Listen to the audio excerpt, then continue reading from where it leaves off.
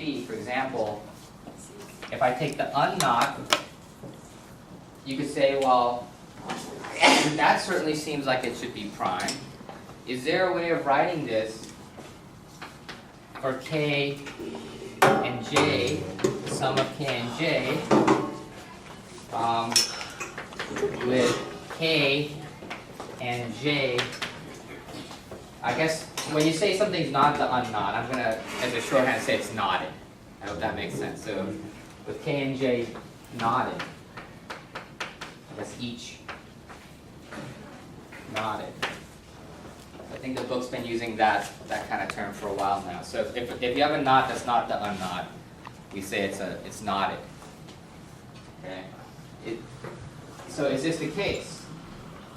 If this were the case, this would be very bad because, as we saw with this sort of example, any knot is actually itself connects some with the unknot. So if the unknot itself was composite and could be decomposed into, non-trivial knots like knotted up stuff, then, right? So no matter what thing you have, say you have some like knot. This is not a very accurate picture, but say it's always connects some with, just the unknot. So if the unknot is itself decomposable into further things, so I guess using kind of the picture from last time, it's decomposable into two non-trivial knot things like k and j, say, then the original knot we had is going to decompose into stuff with non-trivial knots as factors.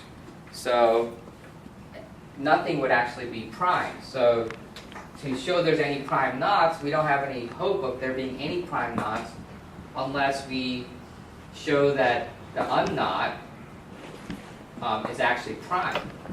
So I guess the question is, this has come up before. Another way to say this is take a knot k that's like non-trivial, like the trefoil. Take j and take their sum. Can you get the unknot? And the point is we shouldn't. You should not be able to get the unknot. So you shouldn't be able to have k sort of cancel out the knottedness of j. Right? But how do you show this? It's not so easy to show. Some of you kind of tried various arguments talking to me, but like Ariel, who is not here apparently. But anyways, we'll see an argument later in the book when we study what's called knot genus and study surfaces. It'll turn out like maybe you've seen pictures of sort of knots with these sort of soap bubble or film type surfaces that that span the knots. So that kind of thing is actually useful for showing that the answer to this is no. There's no way to decompose this in a sort of non-trivial way. But I'll show you a simpler proof that's kind of a little bit strange. So I guess the answer to this is no. And then we'll show this using a trick.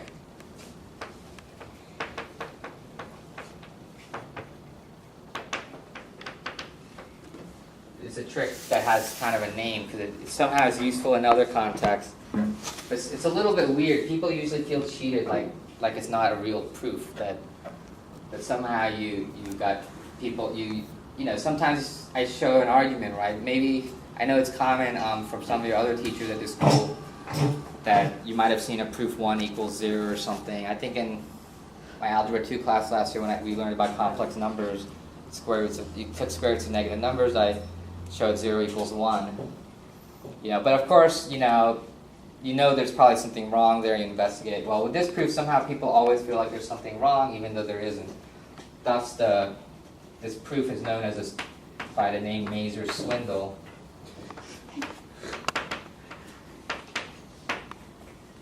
Yes, I don't know. So Barry Mazur invented this trick. Apparently he did nothing all during grad school. And then at the very end when he needed to graduate, he did the trick, and the trick's so elegant it's only like 2 pages. So it's like a 2-page dissertation. But of course you have to add all the other pages. like the cover page, the acknowledgement page, and the index. And so it becomes longer, but the content was only actually 2 pages. And even the whole thing, I think, is still short. You know, the actual paper he published off is really short. One day I'm tempted to actually ask the library to send me his dissertation so I can see how long it is. Anyways, so Mazur swindle is based on a kind of a simple trick here. It's basically based on the idea that, say you have 1 plus -1 plus 1 plus -1 plus 1 plus -1, so on. But let's do this infinitely. Let's keep doing this forever. Now, Mazur noticed, as many people have, they look at this and you can say, oh, look, you can group it like this, right? And what is that? That's 0 plus 0 plus 0. Even infinitely, you would expect that to add up to 0, right? Infinitely many zeros being added to be 0. So this way you get 0. So maybe I should have,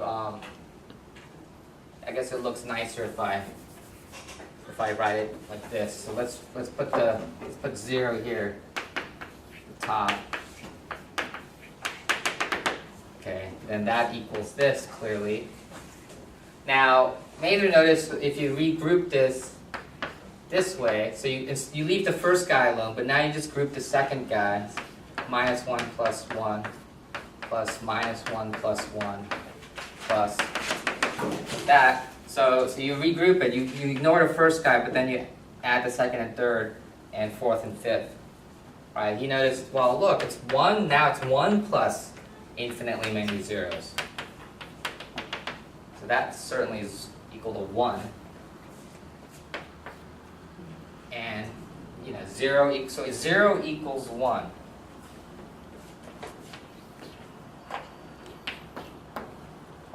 Now,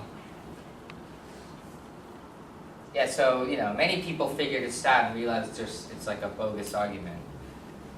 Because the whole regroup, you should be like very, you know, ashamed to have even thought of the idea. Like, why would you think regrouping infinitely many things, you can like regroup whatever, however way you want. It's like infinitely many things, right? Like we're used to regrouping finitely many terms that we add, but why infinitely? It doesn't make any sense.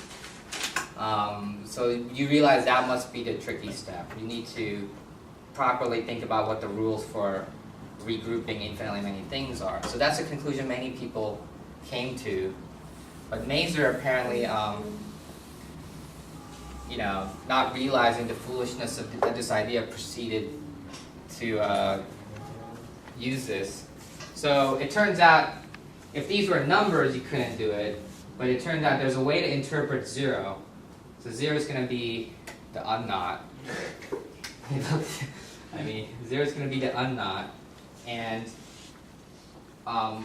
1 is going to be like 1 and -1 will be like knots, non-trivial knots. And then this regrouping thing will turn out to be, like the sum will turn out to be like the connected sum and all this. So there's a way to interpret this so that in the realm of knots, this proof actually works.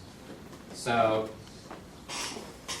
what this shows is, if you start with 2 knots that, I'm not going to call them 1 and -1, but you might want to think about it later on your own. But the 2 knots we're going to consider that I guess I call K and J are really correspond to the 1 and -1. And what the proof shows is, say K is equal to the unknot. So that's what we're going to show. So I guess the idea is this. Suppose K connects sum J is the unknot. Okay? We want to prove that K, say, it doesn't matter which one, right? There's a sort of symmetry. If I can prove K is the unknot, the same proof should work to show that J is the unknot. Because I don't know anything about these 2 guys. Okay? So